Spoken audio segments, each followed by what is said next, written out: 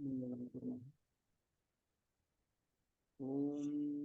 सहनाववतु सहनौ भुनक्तु सह वीर्यं करवावहै तेजस्विनावधीतमस्तु मा विद्विषावहै। ॐ शान्ति शान्ति शान्तिः। एनाक्षरसमां नायम् अधिगम्य महेश्वरात् कृत्स्नं व्याकरणं प्रोक्तं तस्मै पाणिनये नमः।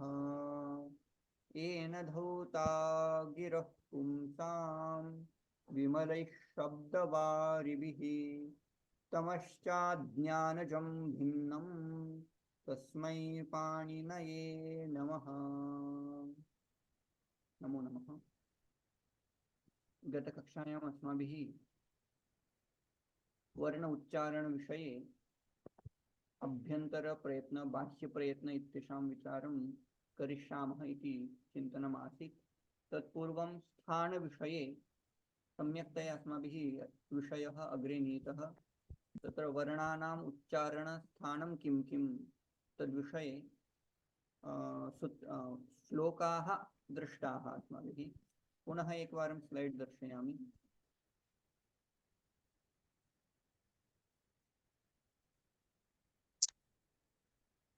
एतत् सर्वं दृष्टमासीत्। कण्ठतालु मूर्धादन्ता उष्ठौ नासिका कण्ठतालु कण्ठोष्ठ दन्तोष्ठ दुग्धामूलीय इत्यादिकानि स्थानानि वर्णानाम् उच्चारणस्थानानि भवन्ति। तदनुगुणम् अयं श्लोकः अपि दृष्टः आसीत्। कण्ठ्यावः विचुयशाः तालव्या ओष्ठजा वुपु स्यूर्मूर्धन्या ऋटुरसा दन्त्या दृदुलसा स्मृताः। कण्ठ्यौ कण्ठ्यौ के इति चेत् अकारः तथा हकारः एतेषाम् उच्चारणस्थानं कण्ठ इति। इचुयशाः तालव्याः इति उक्तम्। ईश्वरः ह्रस्व दीर्घ प्लुत इत्यादिकम् इकारस्य प्रकाराः तद्वच्चु इत्यनेन च वर्गः य श इत्येषां वर्णानां तालव्य इति स्थानम्।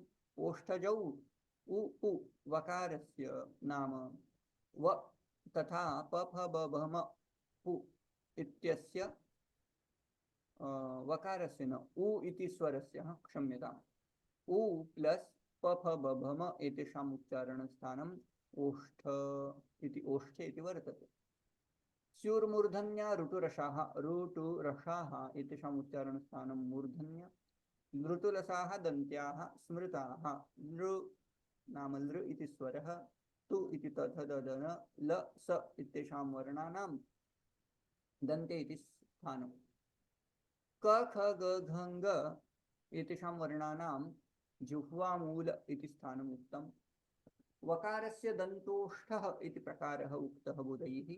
तथा ए ऐ एतेषां कण्ठतालव्यौ इति उच्चारणस्थानम्। ओ औ इत्यस्य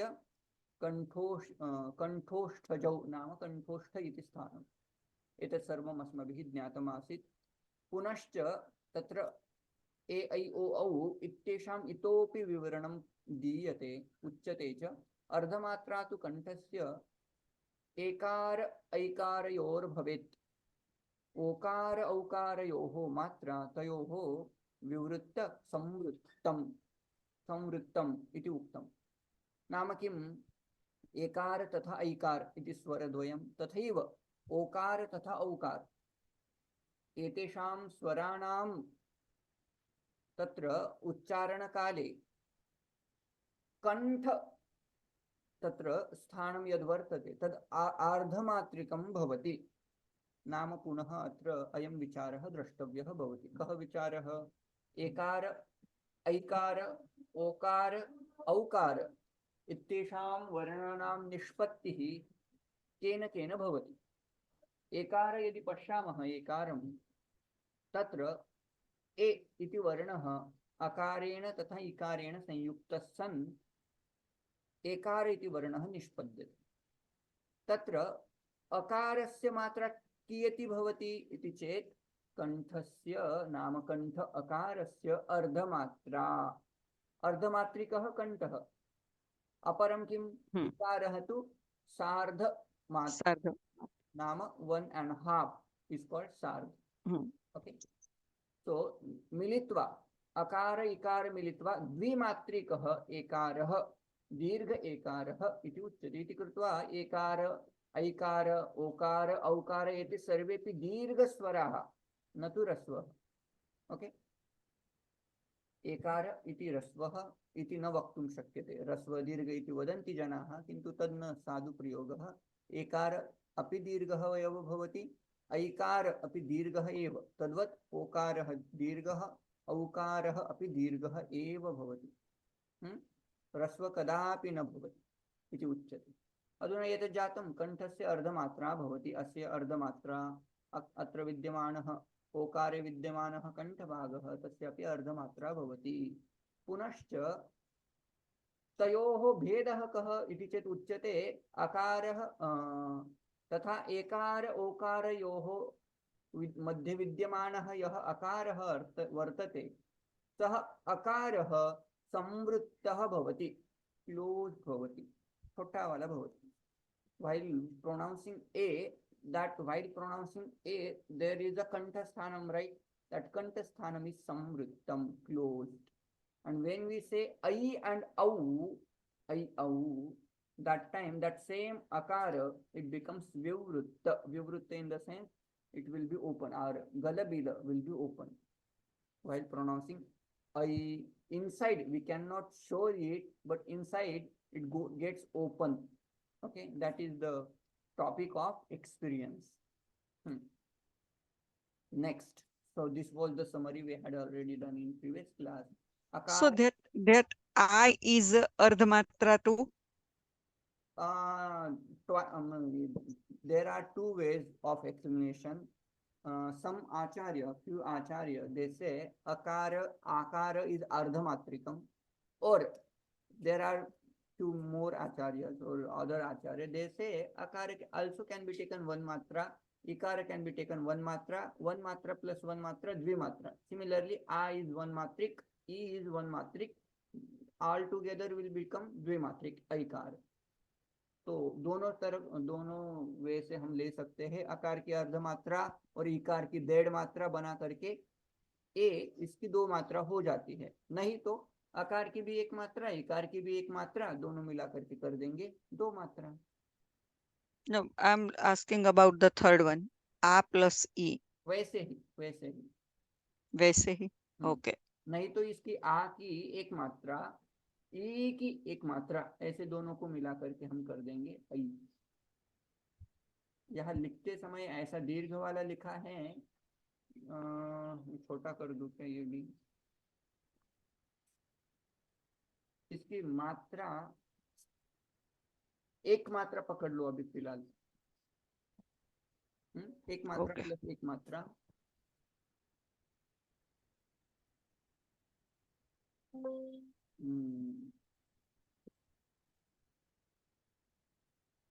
तो ये टॉपिक हो गया। समरी करते हैं। तो अकार प्लस ह which is not combined with any another letter, that single simple hakara, the uchcharan sthanam would be kanthya. Ikara cha varga ya and sha talavya, talu iti kantha uchcharan sthanam. U and pa varga is oshtya uchcharan sthanam. R and ta varga is murdha uchcharan sthanam. They are called murdanya. Dr, ta and ta varga and la, they are danta sthaniya. क वर्ग जुह्वा मूल स्थानीय, व दंतोष्ठ, ऐ कंठतालु, औ कंठो ओष्ठ. This is how the summary we have done. Now, next shloka. This topic we need to understand first. We are going to look at बाह्य प्रयत्न and अभ्यंतर प्रयत्न. So sprushta, ishad, vivritta and samvritta. These are the abhyantara prayatna. Sprushta, ishad sprushta, ईषद विवृत्त and समृत्त अभ्यंतर प्रयत्न. बाह्य प्रयत्न आर दोज अल्प प्राण, महाप्राण, विवार, संवार, नाद, घोष, अघोष, संवार, etc. etc. These all are called बाह्य प्रयत्न. So this will be now explained. in few shlokas, in next few shlokas. Before that, we need to understand that the ka, kha, ga, gha, nga, they have given in some, classification, class wise. For example, ka, kha, cha, cha, ta, tha, ta, tha, pa, pha. They are vivar, shwas, aghosh. Ga, ng, ja, nya, da, na, da, na, ba, ma. They are samvar, nada, ghosh. And they are alpa prani. Gha, ja, da, da, bha. They are mahapraniya plus samvar, nada, ghosh. Now this classification we have already seen in Laghu Siddhanta Kaumudi. So I think Yes. we need to move to next. Yeah. shloka. In Ekadasha Balya Prayatna, right? That one we had seen. Now next one. Samvrutta matrikam. Now this chant, we will chant this shloka. संवृतं मात्रिकं ज्ञेयं विवृतं तु द्विमात्रिकं घोषा वा संवृता सर्वे अघोषा विवृता स्मृताः. A very simple shloka. If we understand A, I, O, Au, to explain that, they are explaining samvrittam matrikam jneyam. Now, in this A, O, the is included. That is a matrikam.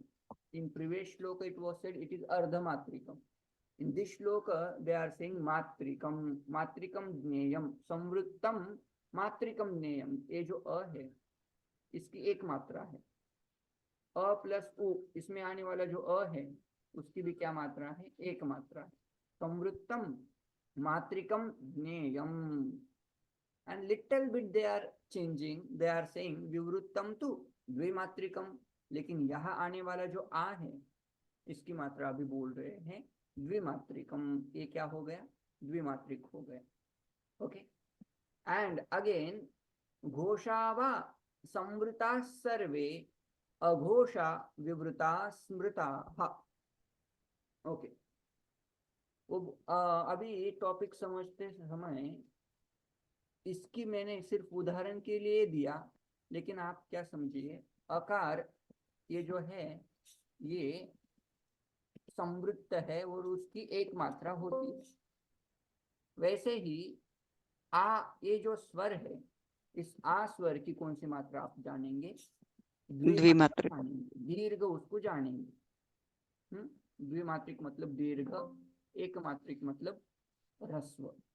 तो बस वही. So एक मात्रिक and द्विमात्रिक का भेद coming by the like from the काल समय, right? काल समय, उच्चारण समय. उच्चारण काल. Okay. Next. Next is विवृत्तम संवृत्तम मात्रिकम ज्ञेयम. छोटा वाला मात्रिकम ज्ञेयम, एक मात्रिकम ह्रस्वः भवति. विवृत्तम तु द्विमात्रिकम. विवृत्त जो स्वर होगा उसकी कितनी मात्रा होगी? द्विमात्रा. दीर्घ होगा वो. एंड अगेन घोषावा संवृता सर्वे. जितने भी घोष वर्ण है वो सारे के सारे संवृत्त कैटेगरी में आती है. तो now this will be clear. See घोषाः. घोषाः मीन्स व्हाट? घोषाः मीन्स हर्ष. हर्ष means soft consonants. So what are the soft consonants? If you see this category, g, gh, ng, ja, jha, nya, da, dha, na, da, dha, na, and ba, bha, ma. They all are called Ghosha. Ghosha. You will see now. And उनकी मात्रा क्या रहेगी? अभी संवृत्त. संवृत्त उनकी मात्रा रहेगी. वही explanation यहाँ दिया है. कहाँ गया? So संवृत्त, that means one, एक मात्रिका, right? हाँ. ओके ना. ये भी अभी सारे के सारे जितने भी है हर्ष लेटर्स, उनको हम क्या कहेंगे? अभी संवृत्ताः. संवृताः नेयाः इति वक्तव्यम्. वो सारे के सारे संवृत्त कहलाएंगे. घोषाः सर्वा संवृताः नेयाः, उनको हम संवृत्त बोलेंगे. और बाकी जो बचते हैं अघोषा, अघोषा मतलब खर लेटर मतलब कठोर वर्ण, ख छ ठ थ प, ख छ ठ त, हम्म, ख छ ठ थ थ च ट तव। हाँ, ख फ छ ठ त च ट तौ, ख फ हम्म, ख फ छ ठ त च ट तौ, कपय शश, कपय श सहर। हाँ, शशसर् इति पर्यन्तं हम्म, सर्वाण्यपि कठोरव्यञ्जनानि तत्र विद्यन्ते। तेषां अपरं नाम विवृत इति। तेषाम् उच्चारणकाले अस्माकं कण्ठस्य बिलं यद् भवति अन्तर्, तस्य विकासः भवति, विकसते सः। यथा क वदामश्चेत्, ख वदामश्चेत् तत्र क ख, किन्तु ग घ ङ तत्र किञ्चित् संवृत्तत्वं ज्ञायते। तदेव अस्मिन् श्लोके उक्तम्। अग्रे स्वराणामुष्मणां चैव विवृतं करणं स्मृतं, तेभ्योऽपि विवृतौ व्यङ्गौ ताभ्यामैचो तथैव च। अधुना कॉमन स्वराणाम् ऊष्मणां च करणं, करणं नाम अभ्यंतर प्रयत्नः, विवृतं, विवृतम् इति लेखनीयं, नॉट विवृत्तम्, निमेषं विवृतम् इति करोमि। तथैव अत्रापि विवृत्ततरः, विवृत्ततमः। ओ स्वराणामुष्मणां चैव विवृतं करणं स्मृतं, तेभ्योऽपि विवृता वेङ्गौ ताभ्यामैचौ तथैव च। सर्वेपि स्वराः अ इ उ ऋ लृ ए ऐ ओ औ, एतेषां कॉमनतया सामान्यतया ते किं वदन्ति, स्वराणां विवृत्तं करणं। ये जो अभ्यंतर प्रयत्न है, करणम है, वो कैसा है, विवृतम है। This is a common statement. And then he is saying तेभ्योपि विवृतौ एंगौ, एंग नाम किम, एकार ओकार, एकार ओकार यह वर्तते तस्य विवृत्ततरत्वं विद्यते। हाँ, विवृत्ततरौ। So उष्म वर्ण are vivruta too, right? Even Svaranam are विवृत्त। ushmanam. Now I am Hmm. Focusing on स्वर like a, i, u, r, lr. There karanam is vivrutam. Then what are remaining, a, I, o, au. They are talking about a and o. They the both vowels, both swara are vivruttatar compared with other a, I, u, ru, I, u, r, lr. Compare with these five, a and o are vivruttatar. And if you move next ich, I and au, they are vivruttatamau. They both are vivruttatamau. So category vivrutta, vivruttatara and vivruttatama. Okay. So what is the difference between vivruttarau, vivruttamau and vivruttatvam? विवृतम जैसे कि हम degrees आपको पता है ना, good, best, और क्या बोलते हैं उसे, great, greater, Yes. Greatest, Oh, yeah. वैसे ये उन्होंने कैटेगरी बनाई, विवृत्त, विवृत्ततर एंड विवृत्ततम। ओके। विवृत्त मतलब अ, इ, उ, र, लृ, इनको बोलते समय हमारा गलबिल जो है वो ओपन होता है। ओपन होता है। सो विवृत्तर में थोड़ा ज्यादा होगा, विवृत्तम में इससे भी ज्यादा होगा। हाँ, ऐसा समझना, ठीक।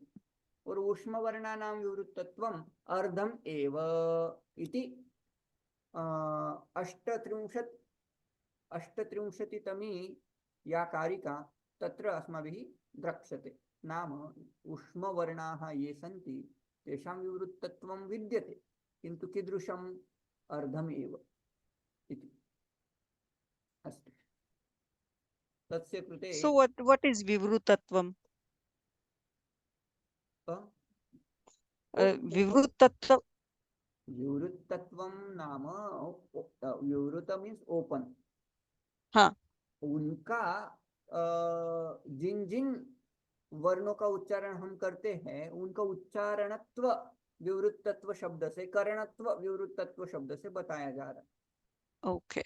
हाँ, उनका जो विवृत्तत्व है, उनका जो ओपनत्व, क्या बोलेंगे अभी इंग्लिश में, हाँ, वो उनके उच्चारण करते समय जो गलबिल विकास होता है, वो विकासत्वम कैसा है, अर्धमात्रा में, वो अर्धमात्रा ही गिना जाता है वो। So विकास की जो मात्रा है वो अति होगी. वो अर्धी मात्रा है। मतलब यदि कंपेयर करेंगे, अ बोल रहे हो आप और कोई उष्म वर्ण श श स बोल रहे हो, अ बोलते So समय इस आपका गलबल यदि इतना ओपन हो रहा है एक मात्रिक, तो श श स बोलते समय थोड़ा ही होगा, उससे आधा ही होगा। Okay, okay. ठीक है। अभी अयोग वाह करके एक विशेष टॉपिक होता है जिसमें हम इंक्लूड करते हैं अनुस्वार, विसर्ग, जिह्वा मूल्य, उपध्मानीय एंड यमाहा also which are which come in Vedas. Okay, तो अयोग वाह का विचार हम अनुस्वार देखते समय, विसर्ग बोलते समय, या जिह्वा मूल्य, उपध्मानीय ये लेटर बोलते हैं, तो उनको अयोगवाह ऐसा एक नया नाम दिया जाता है। What is अयोगवाह? अयोगाश्च ते वाहाः इति अयोगवाहाः, ऐसा उन्होंने समास विग्रह दिया। अभी वहाँ योग शब्द का क्या अर्थ होता है वो पहले समझ लेंगे, उसके बाद अयोग समझ लेंगे।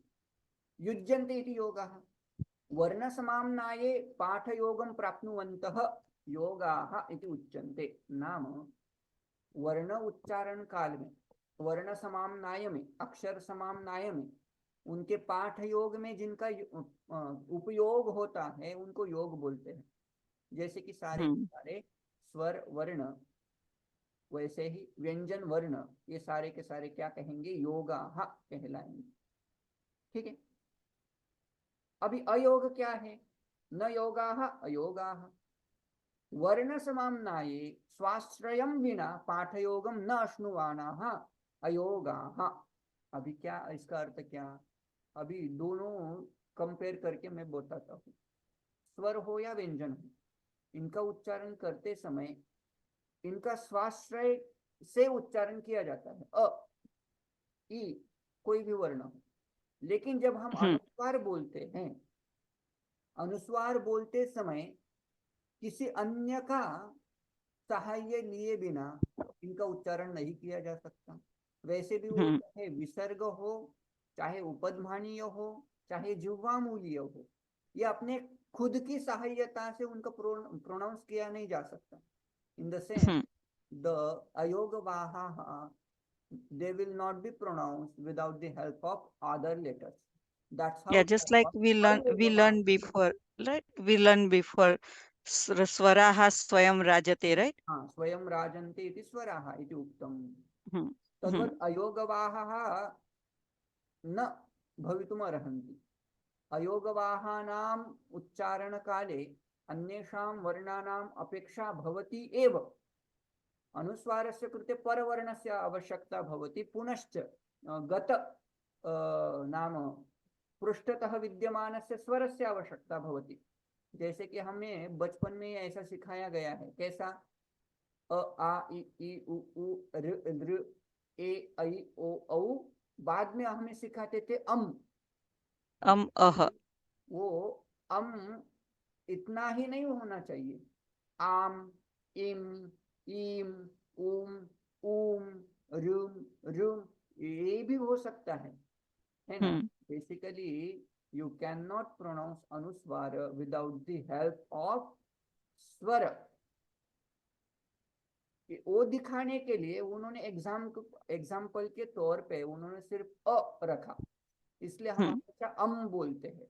लेकिन तो कोई स्वर नहीं है, ये अनुस्वार है, जो डॉट है वो है, उसको हम स्वर की सहायता के बिना प्रोनाउंस ही नहीं कर सकते। इसलिए वो हमेशा अ लिख के देते हैं और उसके टॉप ऑफ पे अनुबिंदी या वो क्या बोलते हैं, अनुस्वार लिखते हैं। वो केवल वो केवल बिंदु, वो केवल डॉट इज कॉल्ड अनुस्वार। वैसे ही So is not considered as a swar, right? No, It's just तो उसके अनुस्वार के नीचे आने वाला जो अ है वो स्वर है। हाँ वो तो पता है, हाँ, लेकिन वो डॉट। when we हाँ हाँ when we learn a e u u rule ru ah, so hmm, at that time and ah is just for acknowledge the anuswar हाँ, अनुस्वार है विसर्ग। अम। visarga. Okay, हम्म, तो वो okay, okay. डॉट अनुस्वार है, और अह इसमें आने वाले जो टू डॉट्स है वो विसर्ग है। अनुस्वार का, विसर्ग का और जिह्वा मूल्य हो, उपध्मानीय हो, उनका उच्चारण खुद नहीं हो Hmm. सकता, स्वयं से नहीं हो सकता। उनका उच्चारण यदि करना है तो पराश्रयम भवति नाम। Previously if there is a, then it will be called अम। If previously there So is आ, देन इट विल बी आम, इम। hmm, तो इट hmm. डिपेंड्स अपॉन पराश्रय। तो यही So a is just for representative of वो। the swaras, vowels, right? Okay. तो यहाँ उन्होंने बताया कि न योगाः अयोगाः वर्ण समाम्नाये स्वाश्रयं विना पाठयोगम न अश्नुवानाः। मतलब क्या? वर्ण समाम्नाय में अपने स्वाश्रय से बिना, स्वाश्रय के बिना चाहिए, यहाँ के होना चाहिए, स्वाश्रय के बिना न पढ़े जा सकने वाले अयोग कहलाएंगे। इतना क्लियर? अभी वाह, Yes. इसका व्याख्या करते हैं। वाह वाहयन्ति पाठ व्यवहार कार्यम शब्द उच्चारणेषु निर्वाहयन्ति इति वाह। अभी उसकी व्याख्या कर दी। अनुस्वार, विसर्ग, जिह्वा मूलीय, उपध्मानीय एंड यमाह आर कॉल्ड अयोग वाह। मतलब ये उच्चारण, शब्द उच्चारण करते समय, पाठ व्यवहार करते समय इनका उपयोग तो किया जाता है, लेकिन उपयोग होते हुए जो अन्य वर्णों का सहायता की अपेक्षा करते हैं उनको अयोगवाह कहेंगे। कौन कौन से अयोगवाह है? पहला अनुस्वार, Anuswar, दूसरा विसर्ग, visarga. तीसरा जिह्वा Ji. मूल्य, चौथा उपध्मानीय, और यमाह। यमाह जो हमने देखे थे, कु खु गु घु ngु, ये सिर्फ वैदिक है। हाँ, ये हमने लौकिक व्याकरण में नहीं देखे, वैदिक व्याकरण में आते हैं। मंत्रों के उच्चारण काल में, मंत्रों के उच्चारण करते समय इनका उपयोग किया जाता है। ठीक है, अभी इसके आधार पे अगली वाली पंक्ति क्लियर हो जाएगी। अनुस्वारयमानांच नासिकास्थानमुच्यते नासिकास्थानमुच्यते अयोगवाहा विज्ञेया विज्ञेया आश्रयस्थान भागिनः। आश्रयस्थानभागिनः. अभी दो मत अवेलेबल है यहाँ भी। अलग अलग मत, अलग अलग आचार्य, उनका अलग अलग ओपिनियन होता है। तो फिलहाल वो बोल रहे हैं अनुस्वार एंड यम। अनुस्वार मतलब वो डॉट प्लस यम। यम इसका अर्थ क्या होता है? कु, जिसके ऊपर डॉट दिया, अनुबिंदी दी गई है, चंद्रबिंदी दी गई है, ऐसे कु खु गु घु, इनको यम बोलते हैं। इनका उच्चारण स्थान क्या है? नासिका। इतना एक ओपिनियन हुआ। अभी But it is yama is very hard to ucharan, right? Because when we learn Trishuparna, it was very hard for us to like pronounce. yes, there is a different उच्चारण ऑफ दैट लेटर्स।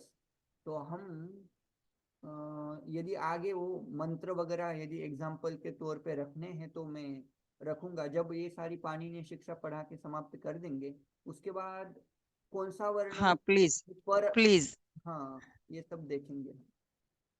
ठीक है, No, एक opinion we हुआ। want to do practice actually to pronounce yamas. For Little bit, not like the perfection, but like at least we know that. So this is yama and how it is this pronunciation is. हाँ, for that purpose there should be a perfect brahmana guru who practice regularly the mantra bhag। जो वेदों का practice Mhm. करते हैं ना, वो यहाँ authentic है। मैं तो बिल्कुल नहीं, क्योंकि मैं वेदों का पाठ मैंने ज्यादा किया नहीं है, तो I can not be authentic person to teach और explain about these things. So if somebody is expert, if you have found, Is Narayan Ken? no, We haven't studied. No. We have studied a little portion of Vedas, and we don't practice that regularly, right? So No. yes, obviously we will not be authentic regarding this. Oh. जो ब्राह्मण लोग होते, traditional ब्राह्मण, हम्म जिनका कर्म ब्राह्म कर्म होता है, यज्ञ करना, यज्ञ करवाना, वो लोग इसके बारे में जानते होंगे।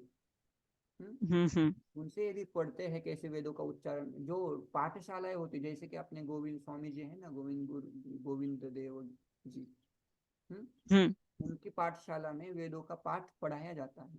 तो वहाँ के जो भी ऑथेंटिक जो आचार्य है, वो शायद इनके बारे में बता सकेंगे, ऐसा मुझे लगता है, वैदिक ओके ब्राह्मण। हम्म एनीवे, जितना हमें ज्ञान है उतना हम आगे लेके जाएंगे टॉपिक। ओके अनुस्वार यमानांच नासिका स्थानम उच्यते। अनुस्वार एंड यम, दर उच्चारण स्थानम इज नासिका। अनुस्वार केवल नाक से बोले जाएंगे, और वो भी केवल नाक से बोले जाएंगे। अयोगवाहाः आश्रय स्थान भागिनः विज्ञेयाः। अभी आगे जाकर के अयोगवाह के बारे में बोल रहे हैं वो। अभी अयोगवाह में अनुस्वार तो आ ही जाता है ना, तो ये इस लाइन में बोल रहे हैं अनुस्वार का स्थान नासिका है, और यहाँ बोल रहे हैं अयोगवाह जो है, जिसमें अनुस्वार, विसर्ग, जिह्वामूलीय, उपदमानी, यमा, ये सारे के सारे इंक्लूड तो यहाँ भी होते हैं। तो यहाँ बोल रहे आश्रय स्थान भागिनः। अभी उसका जो आश्रय स्थान होगा, उस आश्रय स्थान को जान करके उसका उच्चारण स्थान जानना चाहिए। मतलब क्या, द बेसिक अंडरस्टैंडिंग इज अनुस्वार एंड यम, देयर उच्चारण स्थान इज नासिका, and it is going to be नासिका also, and the previous letter, per letter, we need to see. According to per letter, anuswar will be like, if you see the udharanam, let me give the examples. Ganga, आने वाला जो अनुस्वार है, dot है, उसका उच्चारण स्थान नासिका है। और केवल नासिका नहीं, आगे आने वाला जो ग है, उसके आधार पर इसका उच्चारण स्थान हो जाएगा कंठ। तो ये हो जाएगा कंठ नासिक्य वर्ण। ये जो अनुस्वार हो जाएगा, ये कंठ नासिक्य हो जाएगा। ठीक है। वैसे ही चंचल ऐसा शब्द है, यहाँ आने वाला जो डॉट है उसका नासिका स्थान है ही, लेकिन आगे वाला जो च वर्ग है, च वर्ग तालव्य होने के कारण ये तालु नासिक्य हो जाएगा। वैसे can I ask you about something here in Uchcharan? In Gita Parivar, one time, like I mentioned that point in last class also, but here, like you say chanchalam, लेकिन चंचलम के पीछे कोई भी वर्ड आएगा आगे, मन, चंचलम ही मनम कृष्णम, मान लो, हाँ, तो वहां चंचल एंड म इज अनुस्वार, चंचलम ही पीछे ह है, चंचलम ही मनम कृष्णम। तो ये अनुस्वार का उच्चार जो शब्द के वर्ड पीछे आता है, तो वहां म चलेगा या ह के अकॉर्डिंग ही बोलना पड़ेगा? नो, वहां हम म जैसा उच्चारण करते, म नहीं करते। वो केवल वो उच्चारण, जैसे चंचलम ही, इसमें आने वाला जो यम के ऊपर आने वाला जो डॉट है, उस डॉट का उच्चारण केवल नाक से होता है। हाँ हाँ, लेकिन वो म जैसा होता है, म जैसा म नहीं होता। ठीक है। और आगे ह हो, चाहे स हो, चाहे श हो, चाहे स हो, स श स, श स और ह, ये जो 4 लेटर आगे होते हैं नेक्स्ट वर्ड में, या आप जो जिसको पीछे बोल रहे हो, तो उस डॉट का उच्चारण केवल नाक से करना है। लेकिन इन 4 वर्णों के अलावा, श श स ह, इनके अलावा यदि दूसरा कोई वर्ण आ रहा है तो वो परसवर्ण हो जाता है। जैसे कि जहां जहां आपको अनुस्वार दिखे, अनुस्वार के आगे यदि वहां श है, श है, स है या ह है, तो इसका उच्चारण केवल नाक से करना है। लेकिन यदि उसके आगे इन चारों के अलावा कोई भी आ जाए तो वो परसवर्ण हो जाएगा। जैसे कि यहाँ हम बोलेंगे यमानांच, ञ, ऐसा यहाँ च छ ज झ ञ वाला उच्चारण यहाँ आएगा, यमानांच। हम्म वैसे ही अगला लेटर हमें देखना है, जहां जहां आपको अनुस्वार दिख रहा है और अनुस्वार यदि पाद के अंत में है और कोई उसके आगे वर्ण ही नहीं मिल रहा है, तब जाकर के उसका नासिका, केवल नासिका से उच्चारण होगा।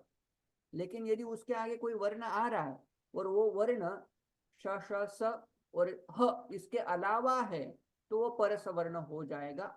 अकॉर्डिंग टू नेक्स्ट वर्ण द प्रीवियस अनुस्वार विल बी प्रोनाउंस। हम्म ठीक है जी। अभी एते, अभी वही पंक्ति में यहाँ फिर से एक्सप्लेन कर रहा हूँ। एते आश्रय स्थानिनः भवन्ति अयोगवाहाः। आश्रय स्थानिनः भवन्ति मतलब क्या? आश्रयभूतस्य स्वरस्य यत् स्थानं तद् भजन्ति तच्छीलाः भवन्ति। फॉर एग्जांपल लेट्स टेक घंटा। इसमें आने वाला जो घम, घ के ऊपर अनुस्वार आया है, उसके पहले स्वर कौन सा है? घ में अ है। तो वो अ में जो कंठत्व है, वो कंठत्व अनुस्वार में भी आ जाएगा। तो अनुस्वार बन जाएगा कंठनासिक्य, कंठनासिका स्थान वाला बन जाएगा, है ना। तो ऐसे डिपेंड करेगा, आश्रय स्थान रहेगा। तत्र अनुस्वारः यमाश्च यद्यपि आश्रय स्थान भागिनः भवन्ति तथापि तेषां स्थानं नासिका च भवति इति उच्यते वर्णविद्भिः। तो अभी ये जो एक्सप्लेनेशन है पहली पंक्ति का है। यहाँ अयोगवाहाः आश्रय स्थान भागिनः विज्ञेया, ऐसी कॉमन स्टेटमेंट कर दी उन्होंने। क्या? अयोगवाह, जितने भी अयोगवाह है उनका उच्चारण वो कैसे उच्चारित होंगे? आश्रय स्थान से होंगे। मतलब उसके पहले स्वर क्या है, उसके बाद कौन सा वर्ण आ रहा है, उसके ऊपर इसका उच्चारण डिपेंड होता है। लेकिन कॉमनली वो बोल रहे हैं कि अनुस्वार और यम, ये जो अयोगवाह है उनका उच्चारण नासिका भी है। हाँ, नासिका उनका कॉमन उच्चारण स्थान। इतना क्लियर? हम्म वही थोड़ा सा मैं यहाँ अनुस्वारस्य उच्चारण विषय किंचित अत्र उच्यते। अनुस्वारस्य अन्यत्र, अन्यत्र परसवर्ण व्यवस्था अपि अस्ति। अन्यत्र नाम यत्र अनुस्वारः पदस्य अन्ते वर्तते तत्र भिन्न उच्चारण स्थानम। मतलब यदि पद के अंत में अनुस्वार आया है और उस अनुस्वार के आगे, मतलब आप जिसको पीछे बोलते हैं, हाँ, जैसे कि मैं यहाँ शब्द लिख देता हूँ, एक शब्द लिख देता हूँ, उदाहरण, दोनों के उदाहरण देता हूँ।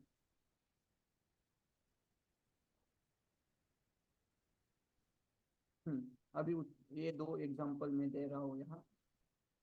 गंगाम ऐसा शब्द है, इस गंगाम में अनुस्वार आया है। अनुस्वार के आगे यदि कुछ भी नहीं है, यहाँ आगे कुछ भी नहीं है, तो उस अनुस्वार का उच्चारण केवल नाक से होगा।